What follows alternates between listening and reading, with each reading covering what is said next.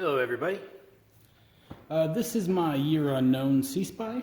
I got two of these. I figured I would do a quick walkthrough before I dig in and start fixing it. So we'll start in the back, work our way forward. So this is the trolling motor that should have been powering it. I got two Sea-Spis. One of them had a trolling motor not attached. So that should have been on one of these. It goes into little area down inside of here. Down inside of here, there is the little turning mechanism, our power wires, and a little grease fitting to pack this full of grease to make sure water can't come through. The trolling motor little base would come up through here. Steering attaches, gives you steering, obviously wires for power. There is then a porthole that goes here that I need to find and get. And yeah, that's pretty much the back of it. Coming up to the seating area, we have this. This is a pretty well-weathered plug, but you would plug an extension cord into here for charging. Behind the back seat, you have a little storage area.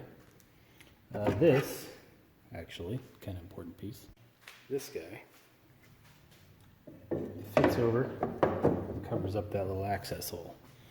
Now I have one of these, don't have the second, so that's pretty unfortunate, but at least I got one. So there's our little storage area. It's covered in dirt and I'm also missing the port cover, but no big deal there. I'll get another one. Stainless steel hinges, not a bad little seat thing. Moving up, we then have this seat. This needs its hinge fixed. I'll have to dig into that one. Inside we have the loose but built-in battery charger. This was a 24-volt system, so it's got a 2-bank battery charger built into it. Charge the two batteries. Battery would fit into that little cuddy hole up there, and those two power wires would connect to one battery. And then there's an same setup on the other side. We have a built-in circuit breaker right here. It'll also cut the power off when you need to, like so. This is one of those emergency stop kill switches.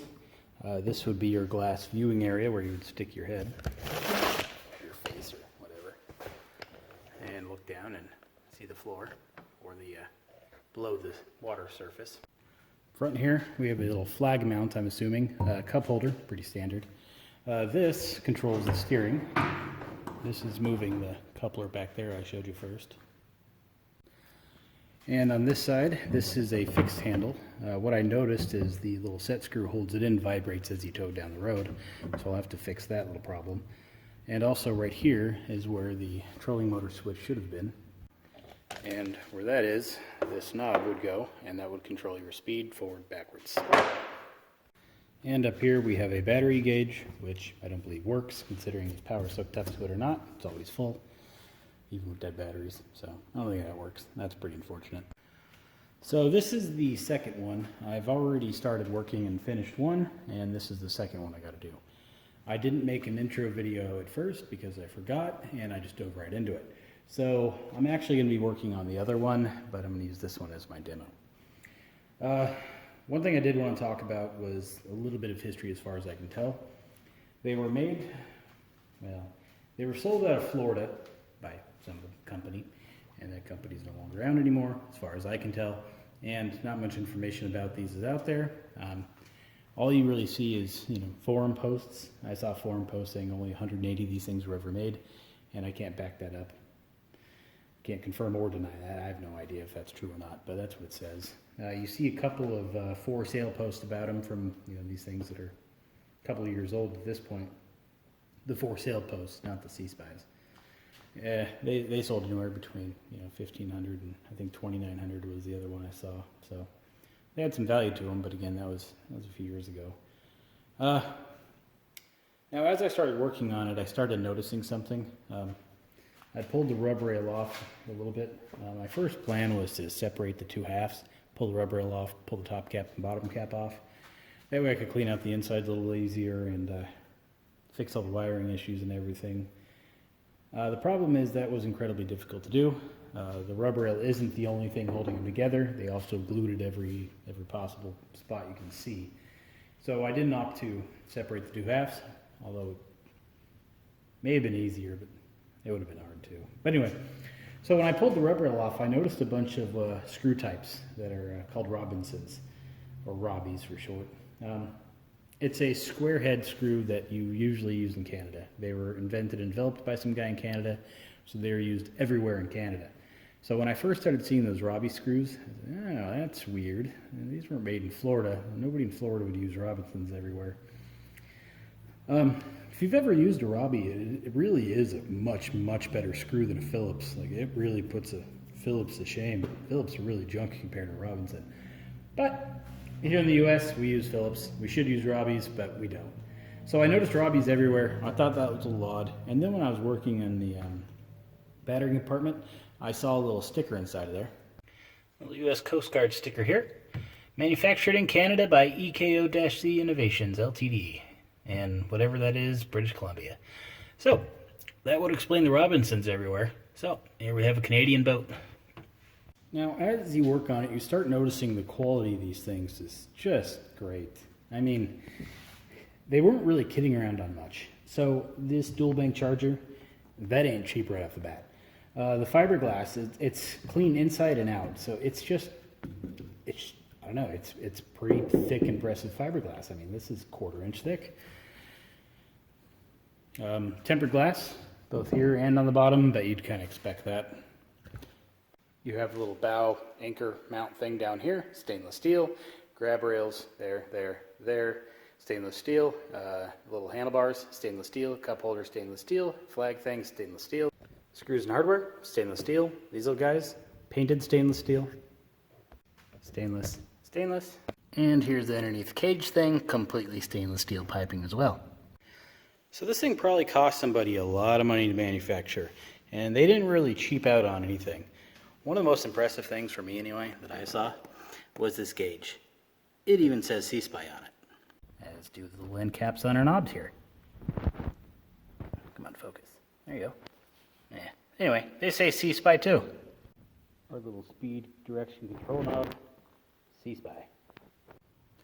So the design of these things is quite good. It's got a nice, good shape to it. They're very well made. They're strong. Ample use of stainless steel everywhere. Thick, good piping here. It's all around. They are in really quite good shape.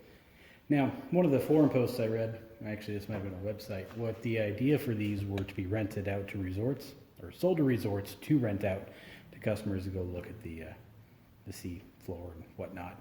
So if you believe that and you take that in consideration that these were meant to be for commercial use, it makes sense because it is very well made. It's really a commercial little boat. So, makes sense. So, let's go get started fixing this thing. Alright, apparently the camera has some kind of zoom feature I wasn't prepared for. But anywho, what I have here is the trolling motor that came out of the Sea-Spi. Tried to fix it. It's pretty seized up. Took it apart, cleaned it up, put it back together. Didn't work. I also tried cleaning the brushes and stuff. No luck. It doesn't work anymore. Also, the prop shaft is a little bent. Figured that out when I started taking it apart. So I need a new trolling motor. Problem is, this is a 70 pound as far as I can tell, and a 24 volt, which by itself, not too bad. One problem is the 12 volt trolling motors, they start $100. 24 volt trolling motors, they start about $700. Yeah, it's pretty expensive. So I'm probably not going to keep a 24 volt system, probably going to convert them over to a 12, which is fine. Who really cares? The next problem I ran into, this uses a 1-inch shaft. This shaft fits into the boat, or the Sea-Spi, jet ski, whatever you want to call it. So I needed a trolling motor that had a rear mounted base, because that's important too, because it sits in the cage, and a 1-inch shaft, and preferably 24 volt. Not going to happen. I don't feel like spending that kind of money. And even if I did, they don't have a 1-inch shaft 24 volt anymore, so kind of out of luck. Also found out this is a Motorcraft from 2002, so it probably was a pretty good quality. This thing was probably pretty expensive, but they don't make them anymore. Can't find one similar, so kind of dead in the water on that one. Now Johnson and Evinrude, back when they made trolling motors, they also used the 1-inch shaft. The problem was it was a front mounted pole, not going to work in my application. So after a lot of research, I found out that the, was it Prowler? Yes, the Prowler brand uses a 1-inch shaft as well. So I went down to Bass Pro with my caliper and started measuring the shaft sizes and found one that'll work. And well, here it is. Overall size of the motor housing, it's significantly smaller. Also, it weighs a lot less. So you can tell right off the bat, quality, or at least performance, isn't going to be quite the same. But we'll see how it does. They have two versions that use a 1-inch shaft. This one, which they call a 3530, which I believe is a 35-pound thrust. And then they have a 70-pound thrust. Now this one's $100. The 70-pound is also 12-volt, but it's almost $500. I didn't really want to spend, 5 times the money for, a little less than half the, or well, twice the performance. That's a hard pill to swallow, if you will. So I bought this. We're going to see if I like it, see how it works, make sure I can convert the electronics over to run on this, which I don't think would be a problem. And if I like it, and if it does okay, then make a decision to buy another one for the second one, or I will just spend the money and buy the better one. But I'm also going to keep an eye on eBay for a used blower here and see how that goes. Another thought I had too was, find one that uses a 1 1/4 or 1-inch shaft. And if this is a standard pipe thread, then just get a galvanized or a, one of the iron pipe adapters to go down to 1 inch and then put it in there anyway. But, we'll cross that bridge when the time comes. So right now the plan is to take this thing apart and see how it goes. Alright, got all the tools it looks like I'm going to need for this. Now I don't actually know what I'm doing. I've never taken apart one of these before. So it's going to be a little bit of a learning curve. But it doesn't really look too hard either. So let's just rip it apart and see how it goes.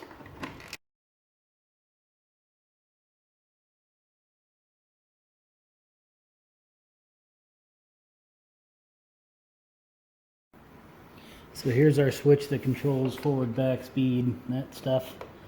And it looks like the tiller handle is what's holding most of it in.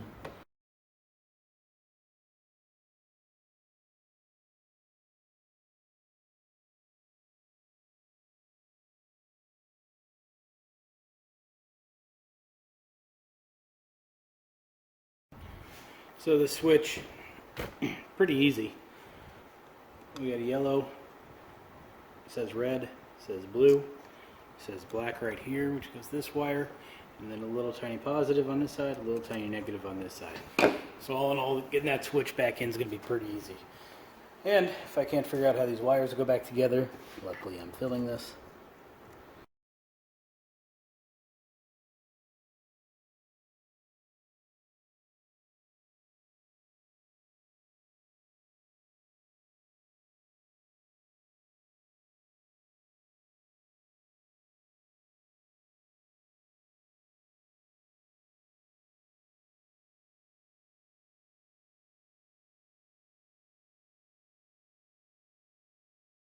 So this switch I'm going to have to mount into the Sea-Spi somehow.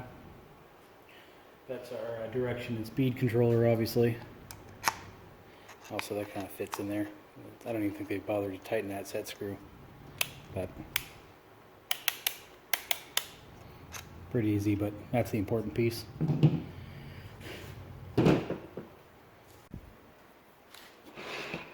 Well, installing this looks like it's going to be pretty straightforward. I need to pick up some 1/4-inch spade terminals, connectors, whatever you want to call them, yeah, like that. Only to fit a 12-gauge wire. Looks like the red and the black are 12 gauge, and the yellow and blue here are a 14. Now, this is made in China. The rest of the world uses an area square millimeter measurement for the wire. So this isn't technically a 14 gauge, but it's close. Also, if you're debating if it's made in China, the Chinese lettering on the wire, pretty good giveaway. I don't have any yellow 12 gauge wire. I do have blue. I don't want to use 14 just in case I need to upgrade later. I don't want to have to switch out the wiring harness I have to make. So I'm just going to use a 12 gauge. Won't hurt nothing. Might make it a little better actually. But anyway, got to cut this pole down and then figure out a way to get the switch in. But yeah, pretty easy as far as I can tell. Well, let me go do some ordering and I'll come back when parts get here. Alright, got some of the supplies I'm going to need. Wire just showed up today, which is what I was waiting for. I have connector bodies, terminals, seals, and secondary locks for the connectors. This is going to be the connectors that are going to run to the motor. I need to make a little loom for that, which is basically just the 4 wires inside of a wire cover, and then crimp the connector bodies onto the end after I'm done with that. So 10 feet total, only 9 of it will be covered. Even 8.5 probably would do. Make it a little longer than I need to in case I need to trim it. Probably get away with only making a 8.5 foot harness, but realistically I'll make it 10 just in case. So we'll get started.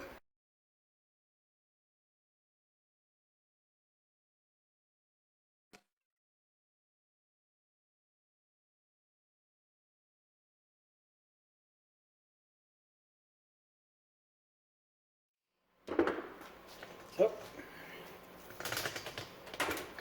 there's my pile of wire.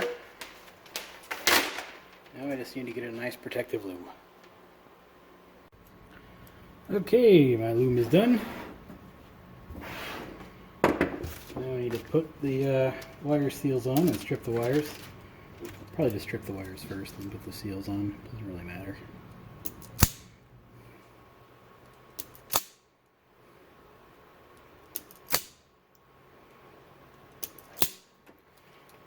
If you've never done this, all you want is about 1/4 of an inch off the end, and then you can use the terminal as a gauge to see if you went far enough. In that case I did. A little more wouldn't hurt, but that'll work. They're all a little too short. I'll go a little longer just for a safe measure. Trimmed a little more off.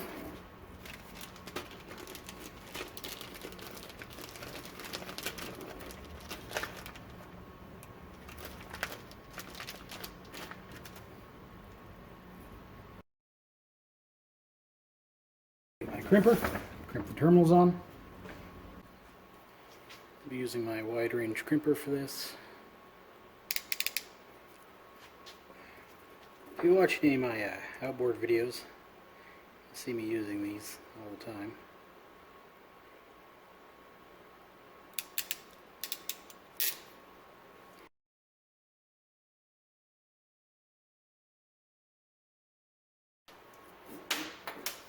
And there goes $2. Let's try that again. Perfect. I just got to solder them all.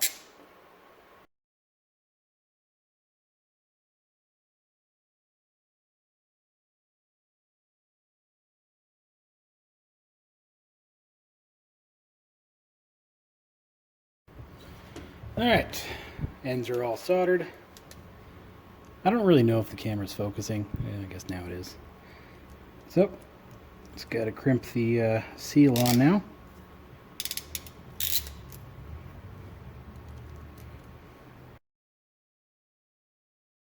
And for the connector bodies.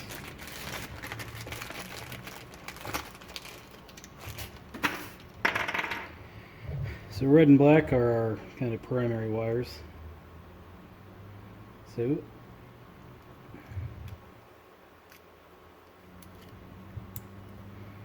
they're getting their own, and our speed controller, these guys. So it's getting its own.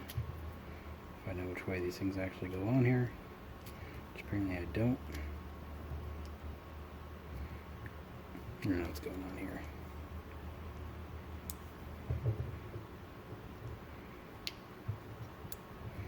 All right. Now the secondary locks, or TPA, Terminal Position Assurance Lock. That's technically what it's called. And that's it. So that is ready to plug into our motor after we, crimp these plug bodies on the end of our motor, that is. And there's our assembled Sea-Spi harness ready to go. I need to get some 1/4 inch terminals to crimp on. Well, I have them, but I just don't know if I'm going to need a right angle or not. Anyway, so 1/4 inch terminal is going to crimp on this end to run to the switch. Pretty straightforward. And that's basically going to power everything. Alright, so Now I got to cut this pole off this one down to match the length of this one. And we're just shy of 7 1/4. This is an anode I'm not going to reuse. I'm not going to put it on here, but pipe length will be the same.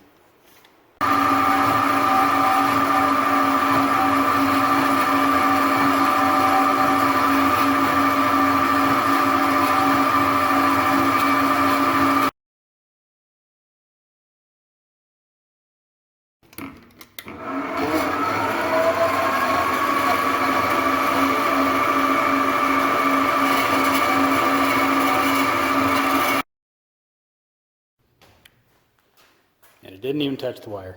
Perfect.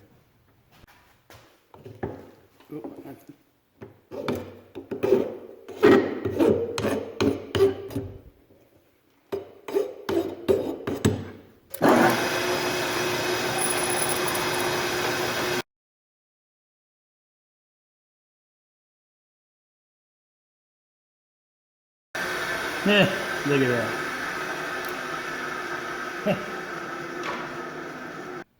Alright, with that done, trolling motor fits through the bottom, goes through this plastic little base into the steering coupler, and a bolt runs through and attaches.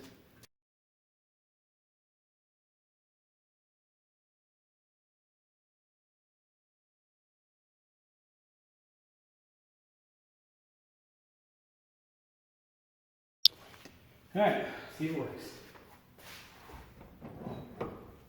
Yep.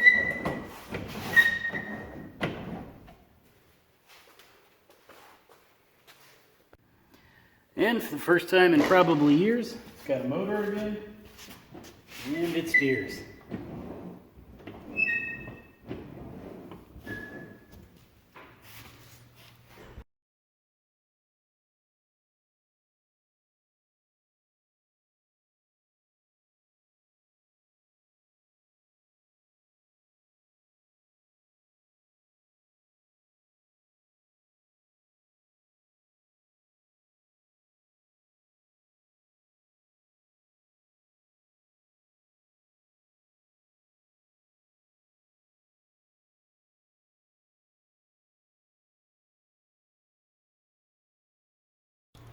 Alright, this is the old safety lanyard switch thing. It's a little panel that screws on. This one took it off. This one doesn't do anything, so I found a replacement right there. Got it on eBay. Most of them seems like these switches aren't really rated for high current. This is the highest one I found. It says it's fine up to 5 amps. So, like I said, this one doesn't do anything at all. It's trash. But what I found looks like it's an identical replacement. So, that's good. It's got a nut here on the bottom. I'll leave that on because why not?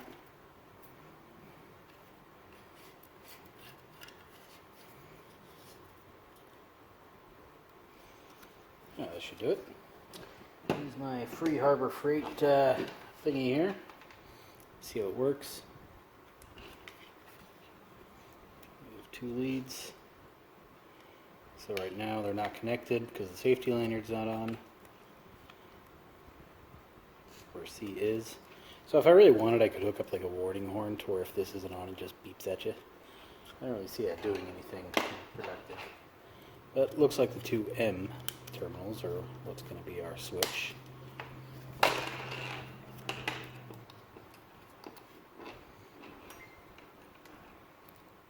Yep. So that's how to fix that one. Yep, easy enough. So this will go in between the battery, shut it off when time comes, when you fall. So this is the switch for the trolling motor.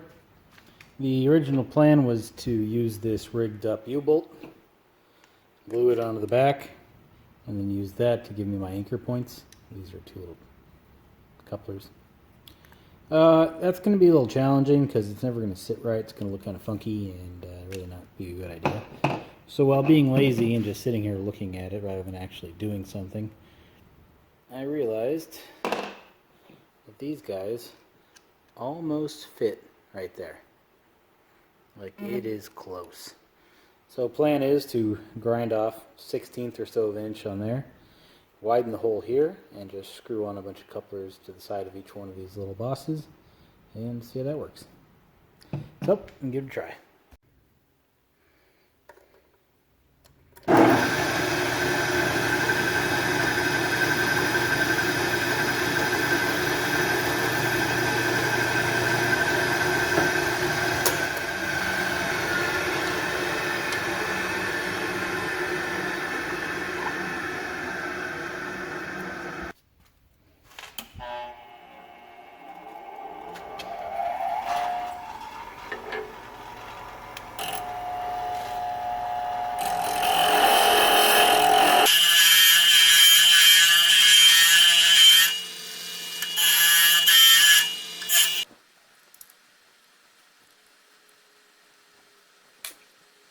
So that is a much, much better idea. That is going to work quite well, I think. Either way, it's a much better idea than my rigged up U-bolt, you know? That gives me 4 nice, good mounting spots using the factory locations. It's going to work great, I think. Yeah, sorry about this camera. It keeps going in and out of focus the whole time. Let me go figure out how to stop that.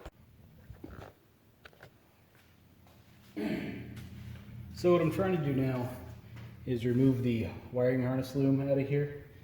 I want to get the harness that runs from here, from the kill switch side to the gauge side, out of here, up through this hole, and then somehow to come out of here.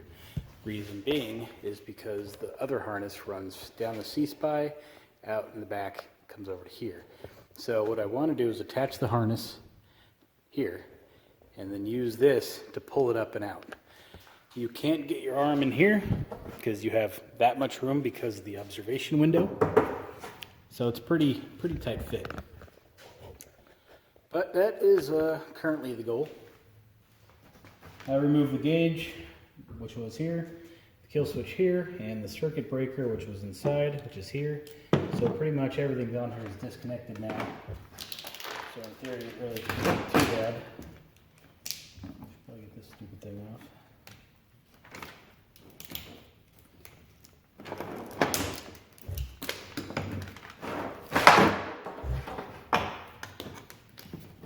So, too shabby. Now the goal is to feed this wire to the other side, however I can. Plan is to force it to kind of make a loop and hopefully be able to grab it.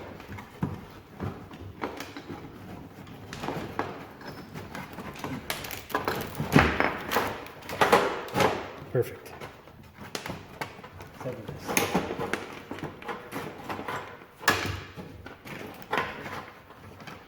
Potentiometer, it's got to come off. May have to cut it, it's probably soldered on. I should be able to get through that all.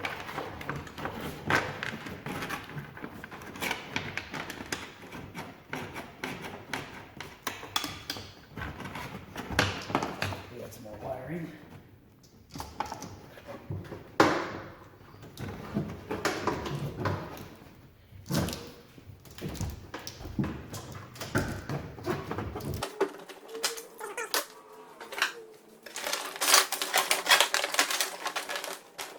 This may not pull that easy, but let's give it a shot.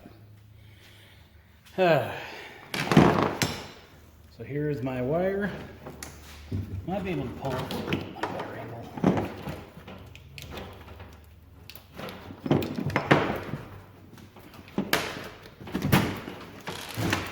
Yeah, it'll go. So this is the harness I made for the new Prowler trolling motor. This is the original harness. The original plan here was to use these wires, so I didn't have to try to run it. Problem is, its setup is kind of, the way it works is completely different. So I decided it'd be easier just to put in all new wiring. So I'm going to tape my harness to this,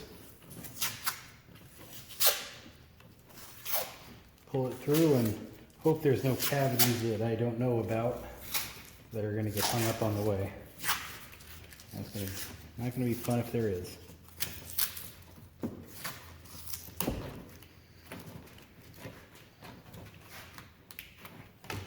And it's on there. All right, so I'm going to pull it and see what happens.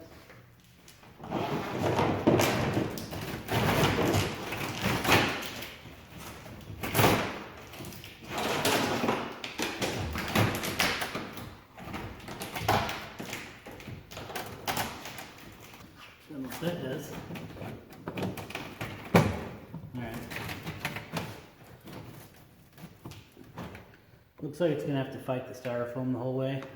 I don't think I'm getting it through with these big connector bodies on there, so those got to come off.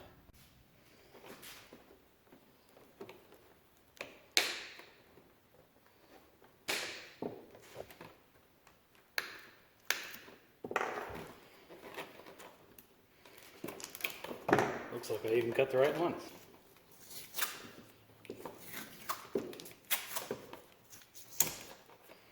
Okay, so what I gotta do now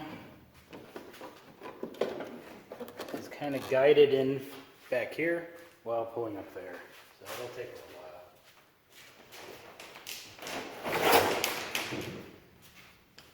So there's a couple inches.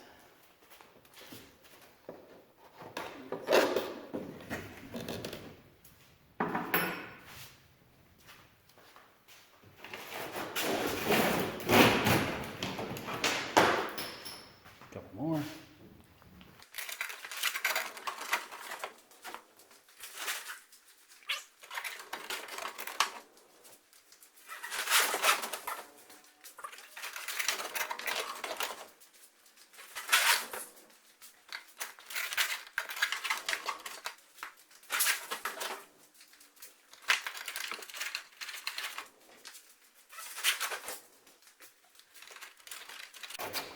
And that's pretty much it.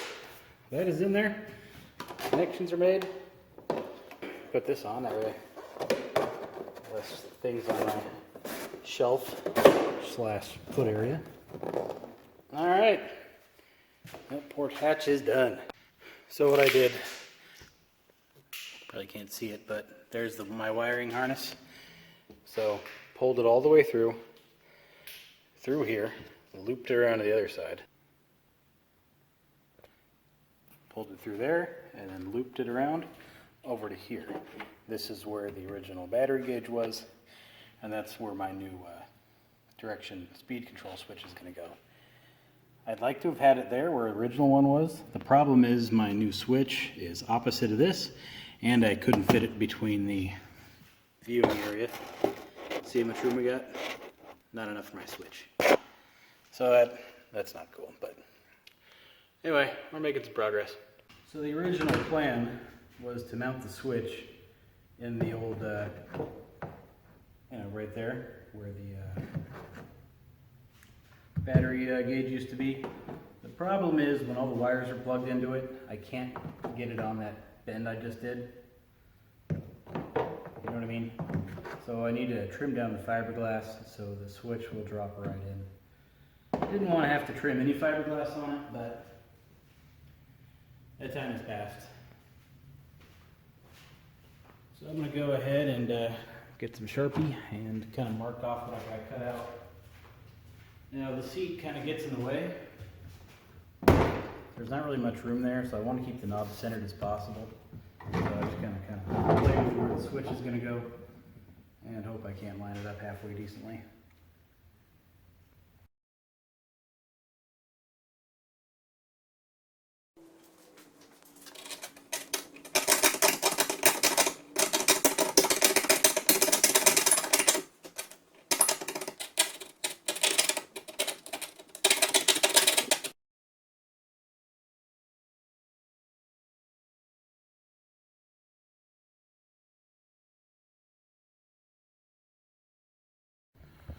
Well, there's the hole I cut.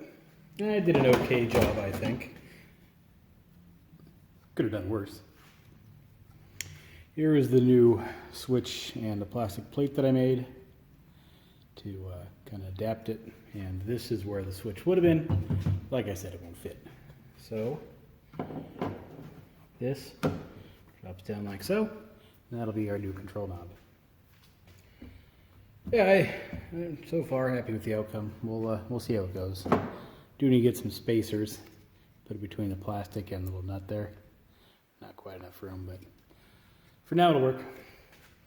So I need to fish the wiring out of there I dropped and run my new harness in there and start hooking things back up.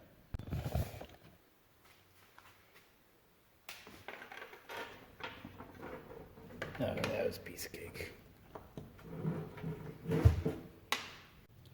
Alright, here's the wiring I made to run from the battery to the switch. It'll run from the battery to the circuit breaker here. That gets installed under the seat. From the circuit breaker, I have another little lead.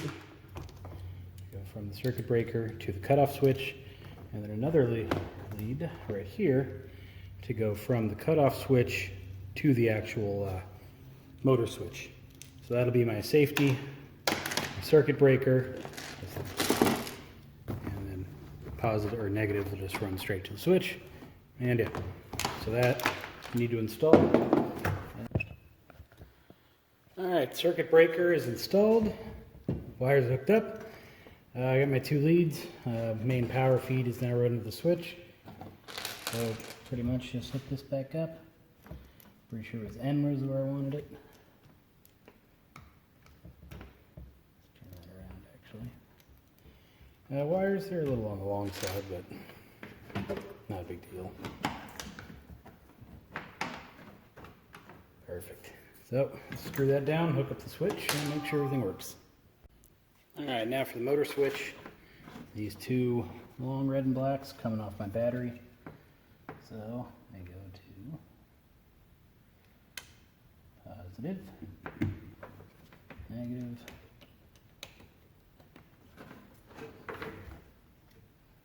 a lot harder to see now. Alright, it's black. Switch is connected.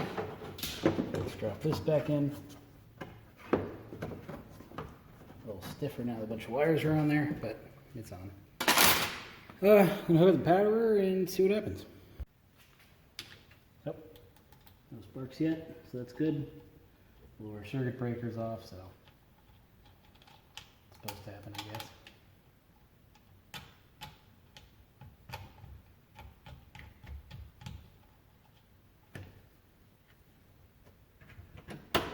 Alright, ski is live.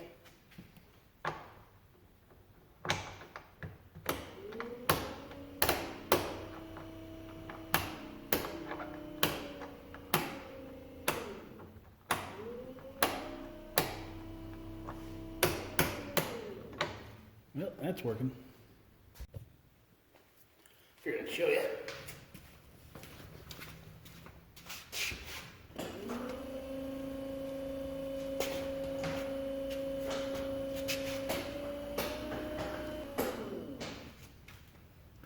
Perfect. So here is the original knob for the Sea-Spi. Let's see if it'll focus. Yep, there we go. So I got two Sea-Spis, but only one knob. So using some plastic and some casting methods, I went ahead and whipped up my own. Quality, not the best, but good luck finding another one of these knobs. So this will work fine. So I've already drilled a hole in the center. Now I need to drill out a hole in the side for the set screw.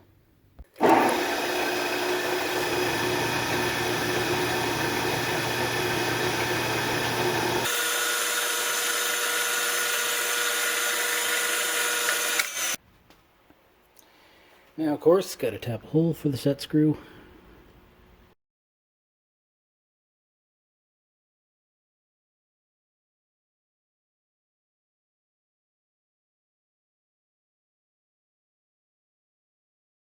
Threads cut perfectly in it. It's cheap plastic, but yeah, looks good.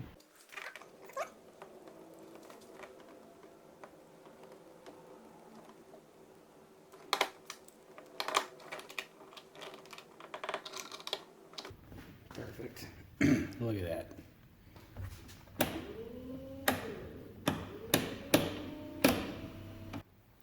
Well, that's pretty much it. I just got the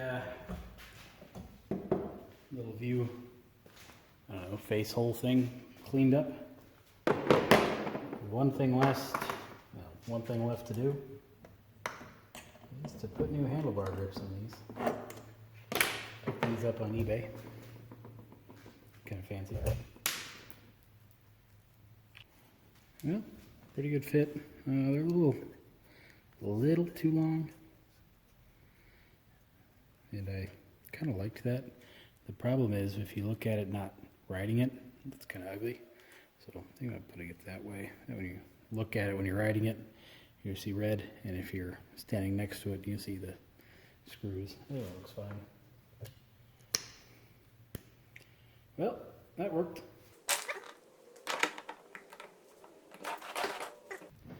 Get a wrench, tighten these down, and I'll put the other one on.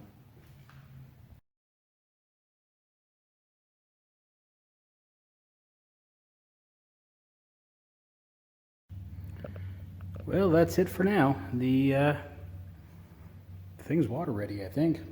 So I'm going to give it a test launch and we'll see what happens. I've learned a lot from this. I've never taken apart a trolling motor, yet alone owned one before. So that was a new fun learning experience for me. Not much to them when you take them apart. They're pretty simple. Same with this thing. When I first started working on it, I thought there was a lot to it. After a while, you realize it's really not much to it. They're pretty simple. Well, if you got any questions, let me know. Keep an eye out for the next video. I'm gonna put this one in the water and see what happens.